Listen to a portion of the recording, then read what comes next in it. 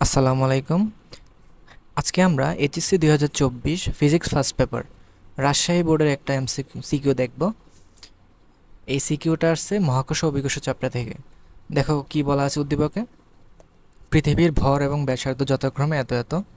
পৃথিবীর পৃষ্ঠ হতে 1000 কিলোমিটার দূরে একটি উপগ্রহ আবর্তনশীল আছে। একজন নভোচারী মনে করে উপগ্রহটি যদি আরও এত কিলোমিটার দূরে সরলে তার বেগ কী হবে? অর্ধেক হবে। আমাদের গতে যে জিনিসটা বের করতে বলছে, উদ্দীপক অনুসারে গ্রহটির প্রাথমিক অবস্থানে পৃথিবীর জন্য মহাকর্ষীয় বিভব নির্ণয় করো। আচ্ছা, জিনিসটা যদি একটু চিত্রের মাধ্যমে একটু বোঝার চেষ্টা করো। সে ধরো এটা হচ্ছে পৃথিবী। ধরো সেই পৃথিবীর কেন্দ্র থেকে ব্যাসার্ধ সেটা হচ্ছে ক্যাপিটাল আর, যেটা আমাদের মান দেওয়া আছে কত? 6400 কিলোমিটার। এখন পৃথিবীর পৃষ্ঠ যেটা আছে সেই পৃষ্ঠ থেকে আরও 1000 কিলোমিটার দূরে। সো আমরা ধরলাম এই বিন্দুতে একটা স্যাটেলাইট আছে। সো এটা হইতে পারে কৃত্রিম স্যাটেলাইট অথবা প্রাকৃতিক স্যাটেলাইট, যে কোনো ধরনের স্যাটেলাইট হতে পারে। সো ধরলাম আমরা ম্যাথের স্বার্থে কৃত্রিম স্যাটেলাইটই ধরলাম। যেই ধরনের স্যাটেলাইটই হোক সেটার যে দূরত্ব, মনে করো সেটাকে আমরা এইচ দিয়ে প্রকাশ করলাম। সেই এইচের মান কত? 1000 কিলোমিটার। ওকে, তাহলে আমাদের বের করতে বলছে কি উপগ্রহটির প্রাথমিক অবস্থানের জন্য পৃথিবীর জন্য মহাকর্ষ বিভব। এখন যেই জিনিসটার জন্য হয় এটার মিনিং হচ্ছে তার ক্ষেত্রতে। অর্থাৎ আমরা তো জানি যে মহাবিশ্বের প্রত্যেকটা বস্তু তাদের একটা নিজস্ব ক্ষেত্র থাকে, যেটাকে আমরা মহাকর্ষীয় ক্ষেত্র বলি। ঠিক যেমন যে উপগ্রহ যেটা সেটারও যেমন তার নিজস্ব ক্ষেত্র আছে, পৃথিবীর জন্য কি তার নিজস্ব ক্ষেত্র আছে। সো পৃথিবীর যে ক্ষেত্র আছে আমাদের এখানে বিবেচনা করতে বলছে পৃথিবীর ক্ষেত্রের ভিতরে এই যে স্যাটেলাইটটা সেটাকে এখানে আমাদের আনা হচ্ছে। তার মানে পৃথিবীর যেহেতু এখানে ক্ষেত্র, তাহলে বিভবটা কার বের হবে? সে পৃথিবীর বিভব। এখন কত দূরত্বে আমাদের বিভবটা বের করতে হবে? এই যে আর প্লাস এইচ দূরত্বে, পৃথিবীর কেন্দ্র থেকে আর প্লাস এইচ দূরত্বে এই বস্তুটার বিভব কত? তো সেটা যদি আমাদের বের করতে হয়, আমরা জানি মহাকর্ষ বিভব সেটার ইকুয়েশন হচ্ছে minus G capital M divided by R plus h, বা স্মল আর যদি লিখতাম সেটা কেন্দ্র থেকে বস্তুটার দূরত্ব বোঝাইতো। এখন কেন্দ্র থেকে স্যাটেলাইটের দূরত্ব তো আর প্লাস এইচ।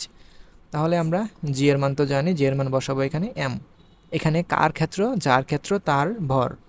এখানে যেহেতু পৃথিবীর ক্ষেত্র, তার মানে আমাদের এখানে ভরটাও কার নিতে হবে? পৃথিবীর নিতে হবে। আচ্ছা, তারপর হচ্ছে 6400 প্লাস 1000 কিলোমিটার, বাট এটাকে আমরা চাইলে মিটারে নিয়ে যেতে পারি। মিটারে যদি নিই, আমরা ক্যালকুলেশন যদি করি, আমাদের দেখবো অ্যান্সার -5.41 ইন্টু 10⁻7 ভোল্ট আসে। ঠিক আছে, এটা হচ্ছে আমাদের অ্যান্সার। এখন চলো আমরা ঘ নাম্বারের কোয়েশ্চেনটা দেখি কি চাইছে। নভোচারীর ধারণাটা ঠিক কি? আচ্ছা, কি ধারণা করছে সে? নভোচারী মনে করে উপগ্রহটিকে যদি আমরা আরও, অর্থাৎ আগে যে 1000 কিলোমিটার দূরত্ব ছিল, এখন মনে করো আরও আমরা কত নিলাম? 22200 কিলোমিটার। এই দূরত্বে মনে করে নিয়ে আসলাম স্যাটেলাইটটা। তাইলে এই অবস্থানে তার ব্যাগ মনে করো V1, এই অবস্থানে তার ব্যাগ মনে করো V2। তাইলে এই যে V2 সেটা কি V1-এর অর্ধেক হবে নাকি অর্ধেক হবে না, সেই জিনিসটাই আমাদের যাচাই করতে হবে। সো আমরা তো জানি যে স্যাটেলাইটের যে ভ্যালোসিটি সেটার ইকুয়েশন কি?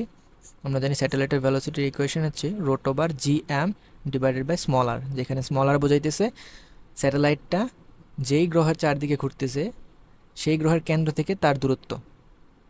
সো এই পুরো ইকুয়েশন থেকে আমরা দেখতে পাইলাম জি এবং ক্যাপিটাল এম এই দুটাই কি কনস্ট্যান্ট। তার মানে ভি কার উপর ডিপেন্ড করতেছে?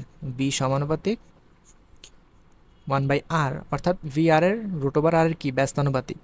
তাহলে আমরা যদি একটা কাজ করি, আমরা যদি V2/V1 বের করি, V2/V1 মানে কি? এই যে 2 নং অবস্থানে যেই ব্যাগ সেটা যদি 1 নং অবস্থানে ব্যাগ দিয়ে ভাগ দেই, সো এটাও সূত্রটা কী হবে? যেহেতু আর এর উপর নির্ভরশীল ব্যস্তানুপাতিক সম্পর্ক, তাহলে V2 অর্থাৎ এই অবস্থানে যে দূরত্বটা সেটা বসবে নিচে। তো সেই দূরত্বটা কত? এখানে হচ্ছে 22,200 কিলোমিটার, এখানে কত? 100 কিলোমিটার। তার মানে 23,200 কিলোমিটার। তার সাথে আবার 6,400 যোগ করো, তাহলে হবে 29600 কিলোমিটার। আচ্ছা, আর হচ্ছে V1 কি? V1 হচ্ছে এই অবস্থানে তার যে ভ্যালোসিটি সেটা। এখন এই অবস্থানে সে কতটুকু উচ্চতায় আছে কেন্দ্র থেকে? সেটা হচ্ছে আর প্লাস এইচ, অর্থাৎ 6,400-র সাথে 1,000 যদি যোগ করি 7,400 কিলোমিটার। তাহলে কিলোমিটার কিলোমিটার যদি আমরা কাটি, আমরা দেখব এখানে আচ্ছা 74 আর 296 যদি কাটো এখানে 4 হবে, আর দুইটা জিরো চাইলে কাটতে পারো। সো 1/4, বা 1/4 যদি আমরা করি সেটাকে হাফ লিখতে পারি। এটার মিনিং কি, V2 যে মানটা সেটা হচ্ছে হাফ ইন্টু V1, অর্থাৎ সেটা কি বোঝাইতেছে, 2 নং অবস্থানে যেই উপগ্রহের যে ভ্যালোসিটি সেটা 1 নং গ্রহের যে ভ্যালোসিটি তার কি অর্ধেক। সো তার মতামত কি, তার ধারণাটা ঠিক আছে। এই হচ্ছে আমাদের সলিউশন। আশা করি বুঝতে পারছো। আল্লাহ হাফেজ।